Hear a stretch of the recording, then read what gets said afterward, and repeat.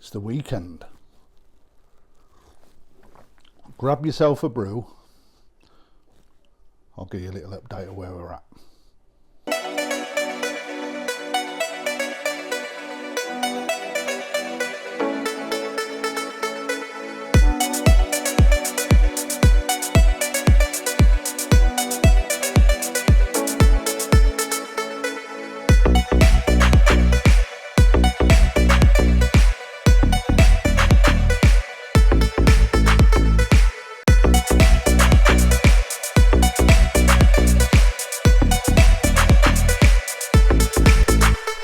So then, fiberglass finished. We're then I've started to do a little bit of dismantling. Plan for the long weekend is for the roof that I'll put up for the fiberglass to be taken down and removed completely, because that's not the final product. I've done a little bit more building around the filter house, however, obviously got knocked back because my plan was to do that last week. But obviously with the developments, having to redo the roof and whatnot for Matt, meant that it took that time away from me, and I'm just busy, and actually I was working till 1 o'clock in the morning laying bricks, and that's the first, just to ensure that the next step goes ahead. So without further ado, I'm going to spin you around and introduce you to somebody. This guy's a right geezer. Anyway, hang on a second, spin you around. So then, roof's being dismantled. I've stopped doing that halfway through because there's a little hand on there. Oh look, there he is. It's like a Punch and Judy show. This is George. George is my electrician, or not my electrician, I don't own him, but he's an electrician. Used to be a neighbour. So, give you a quick update. So, I built some more block work up. That's not... He's going to go a bit higher than that. I've still got to work out the proper height. And what I'm going to do is OSB this back wall completely. And then, like I said to Lee Hadfield, I'm going to cover that with all of my certs of fish when I win loads of awards. But I think you've probably worked out what's going on. So, in the scheme of things, obviously I've taken the Nexus out, which is a big help actually, because it's right in the bloody way, and I'm probably going to keep it out while I plumb all of the piping round the edges, etc., because it gives me a load of extra room. So basically what we're going to do is we are running armour cable from down the side of the house where the electric comes into the house. We're going to run that underground through the side wall, down the side there, and then into the backboard there. Right, you'll see what's going on. Nice bit of sun glare, flare even. Right, so you'll see from here. Okay, so how it works is we're obviously fused off at the mains, but we've got 2 fuses prior to this one. So let me just try and refocus on that. Right, so that's the main isolator there. Okay. That will basically run up to the meter that you can see at the top left there, and then we're going into a consumer unit, switch box as some people know it. All right, and then from that, how many double plugs have we got, George? Should we say 6? 4? 6? 4 inside, 1 outside. Okay, so we've got 4. Oh, look at that, I was rubbish when I kept you looking at the wood. So we've got going along there, along the back in a linear fashion, we're going to have 4 double sockets, and then on the outside wall down here I'm also putting an external socket as well, so when we actually get some grass instead of the mud, the missus can cut the lawn without going in my filter house. Once the roof's up, I'm going to put a batten light inside, LED. Make sure it's IP65 rated for outdoor use, because obviously we've got water and there will be evaporation and condensation inside. And then once I've built the external part to this, I'm then going to get 2 UFO lights, and they will be able to be operated from inside.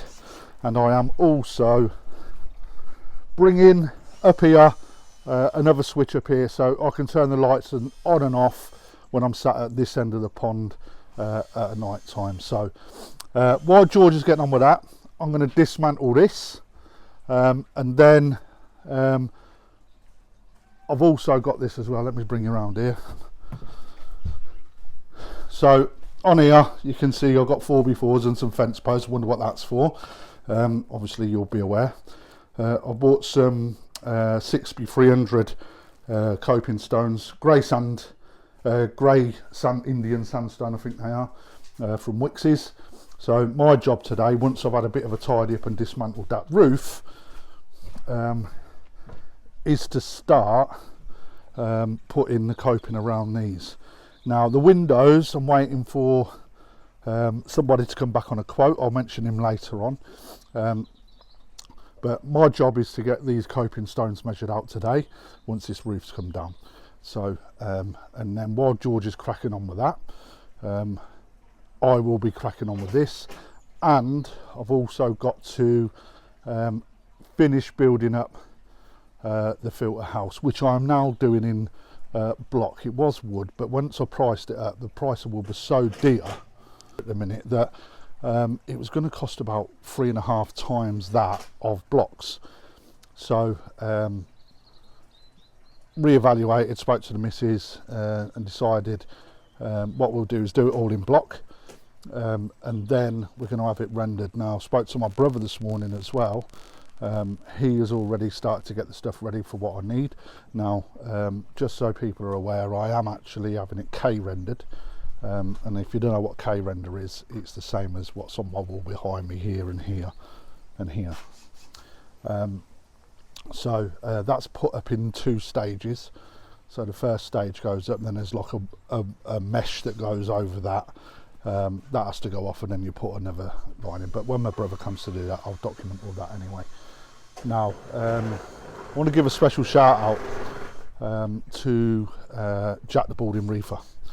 When I had the hassles previously, when I thought I was being let down, which I'm not going to go loads into, I spoke to Jack, and he was willing to drop everything as a plan B for me in order to come down and fiberglass the pond. Now, obviously Matt and I come to an agreement, and I wanted Matt to put his or give Matt his chance, because obviously I'm not a sort of bloke that holds a grudge. So I'll give Matt his chance, and then I'll let Jack know what the score was when Matt had actually started to do the fiberglassing. But if you haven't already, Jack has got his own YouTube channel. Go over to that. On top of that, he also is dealing with pond supplies, and he can get hold of pretty much anything. So I have ordered a couple of 4-inch ball valves off Matt. I've ordered a couple of 4-inch ball valves off of Jack, who has looked after me, to be honest, which, you know, I know he is proper good at what, you know, he just gets on with it, which is brilliant. On top of that, I've also got a new UVC, which will work well with how I am plumbing the filter system in.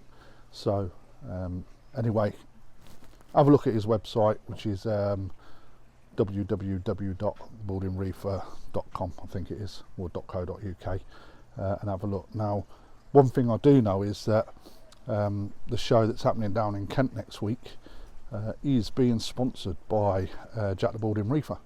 So, you know, supplying the trophies and the vats, etc., or the prize for them. So I know that he is well in for it. So, like I said, if you haven't already, have a look at that. And Jack, from me, mate, thank you very much for all your help. Really appreciate it.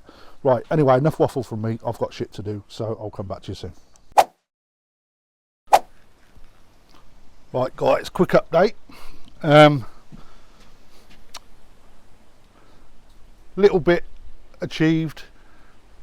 Working in slow time. Well, I am anyway. So the roof's been collapsed now. We're well underway for getting the electrics fitted. So show you what we've done. I've also brought in a few coping stones just to have a look whether I've got enough, to be fair, because I'm not too good at measuring up and getting things right. So I'll spin you around. So then, as you can see, a couple of copings on, and also down the back there. So what I'm going to do is, because I've obviously got a bit of an unsightly gap down here, I can see Matt's left a bit of rubbish down there, not a problem. I'm going to run down this part. You can see where the fence kinks off, where the old pond used to be, but I'm going to run down here some guttering.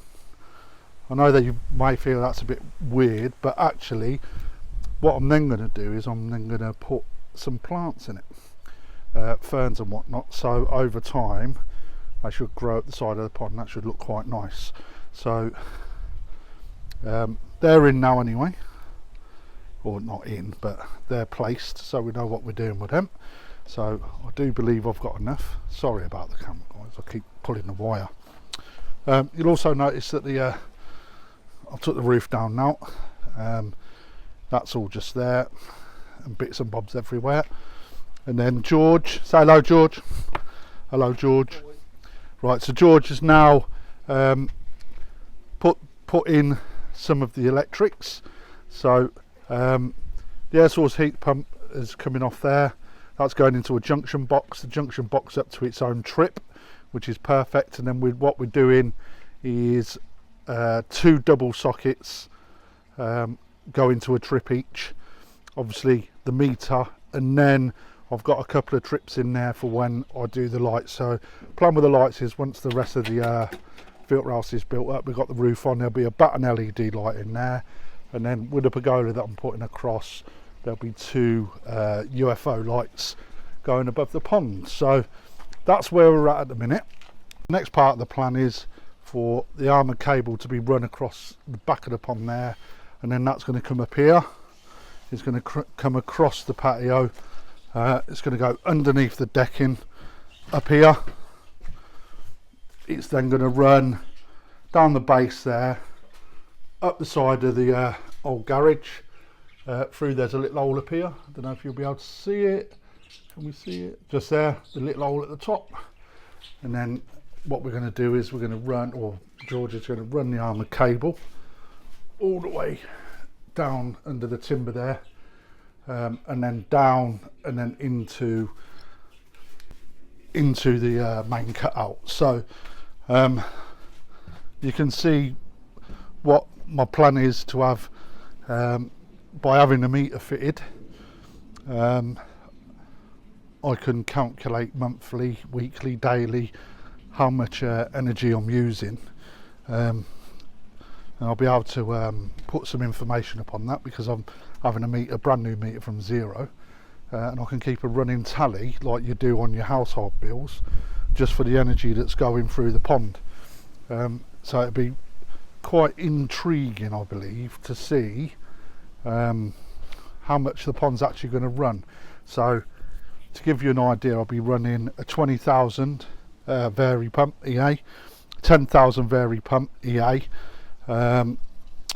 70 litre air pump, and a 95 litre air pump, 10.5 kilowatt air source heat pump, and then obviously the plan is to have other bits and bobs being attached, such as the water guardians, etc, etc. So fair bit going on in there, but yeah, more progress is being made, so job's a good one. I'll come back in a minute.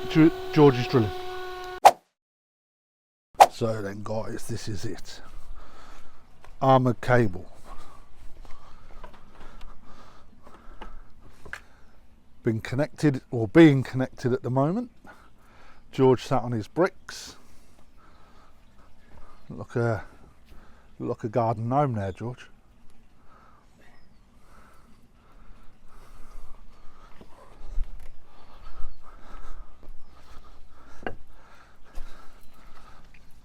So those people that think it's okay just to run normal house wire, or just your little 13 amp fuse wire stuff that you use. The armoured cable carries, what have we got, 10 mil? 10 mil, yeah. Yeah, 10 mil armoured cable.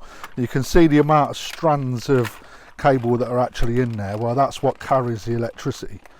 So, you know, with the consumption that you see on ponds, it's very important that you've got the right grade cable coming straight from the mains. So basically George has done a proper good job here. So obviously this is surface laid at the minute, but we are putting a new patio over that, so that will be underground. We've gone under the decking. Under the decking it's come up and then routed all the way through, and I'll tell you what, that armoured cable's not light, but look at that. And then it's come down the corner there and then through here, right, which is where our meter is. Right, so now the next job he's got to do here is putting another cut out here, and then connecting it through there. So yeah, from there, right, got to do a proper job when it comes to your pond. Now the good thing about having a consumer unit is that if it trips, it's only going to trip one particular part of the pond rather than all of it, which is what used to happen when I had it all connected up outside on a circuit breaker. So now it's proper.